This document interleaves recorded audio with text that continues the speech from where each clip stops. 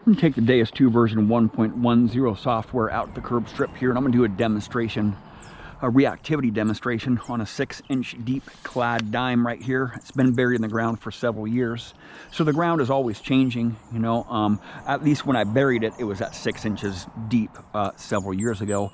The ground is always changing. Earthworms, if you have vermin in the area, if it freezes and it thaws, the ground is changing throughout those cycles. Or if it hydrates and dehydrates, if it floods and it dries out, the ground, when the ground expands, those targets can go deeper in the ground and fall in between the cracks, maybe on the edge and whatnot.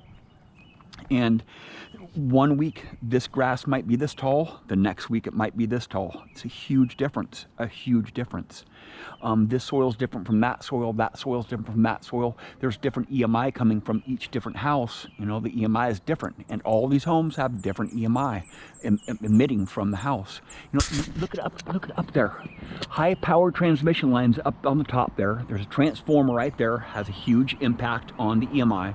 And these power lines coming out to people's homes. You got transmission lines down the bottom. A lot of EMI in urban areas, right?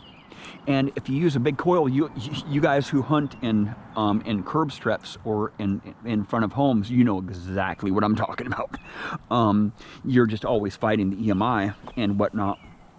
So a lot of people have this misunderstanding about reactivity.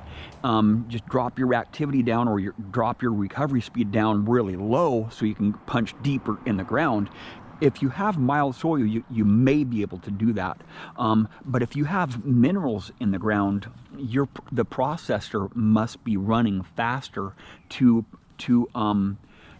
really get through the minerals, to process those minerals and to penetrate deeper in the ground. And I'll show you that here. I'm just going to turn it on a general program here, just a stock program.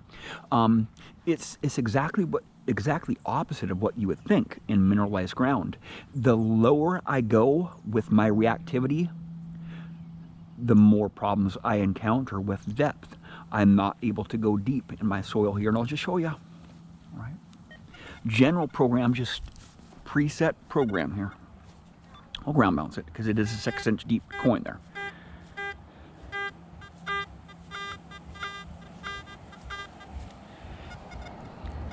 That target is right here. General program.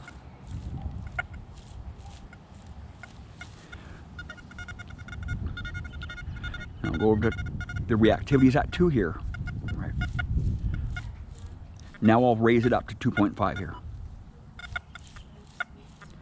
Listen to that. There's a difference between that and 2. I'll go to 1.5 here. Nothing. All right. I'm gonna go super slow here. It's right there. It's right there. 6 inches deep. Go to 1 here. 1 reactivity here. Nothing. I'll go up to 3 here. So I'll go up to 3. Right. I'll go to 4. Comes in way stronger. There's minerals in my ground, so I cannot have a slow recovery speed on any detector I own, or else I just will not find any deeper targets. I'm sure if this coin is deep, like you know, like 8 or 9 inches deep, I'm pretty much just not going to hit it with this coil here. These settings here, you know, I can drop my discrimination down here. Watch.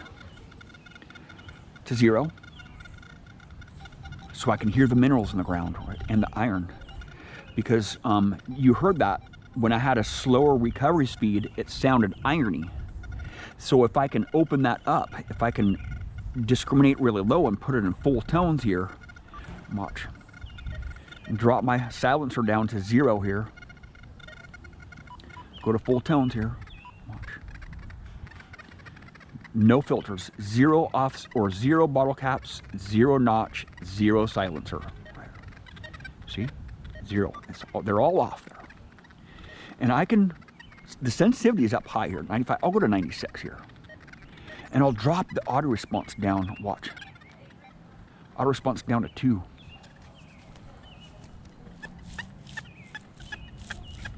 Look at how fast I can swing, and the reactivity's at 4 here, right? I'll go to 24 kilohertz frequency.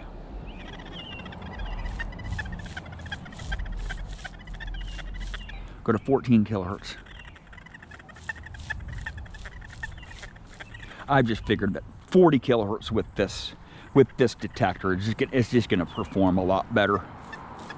Listen to that. And I can even change. I'm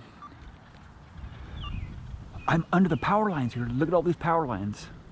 You know, when I was first using the Deus 2, it was just off the hook. This EMI was off the hook. Every time I come out and test this target here, this dime here, I have to have different settings, right? So I'll go over to my audio settings here and lift my audio filter up to 2 here, and go to high square tones. Listen to it now. Watch.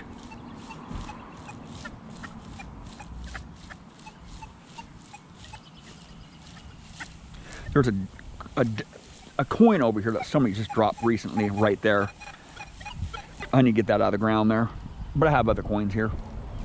This is just a demonstration here, just to show you.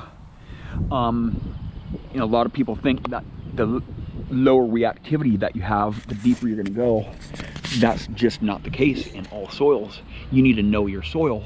What I do is when I go out in the field, I will go just take the first few targets that I'm encounter with my detector and go test it. See what reactivity is going to work better, see what frequency is going to work better, and see what audio response is going to work better on the first few targets for the first few minutes. But most sites that I go to I know really well, so I know pretty much within a couple settings that it's just doable, right? In my soil here, I cannot go below 3. Pretty much with the Deus 1 and Deus 2. I can use 4, but I've never really found a place to use 5 reactivity on the Deus 1 or 2. Just too fast. You start losing a lot of depth in my soil at 5 instead of 4.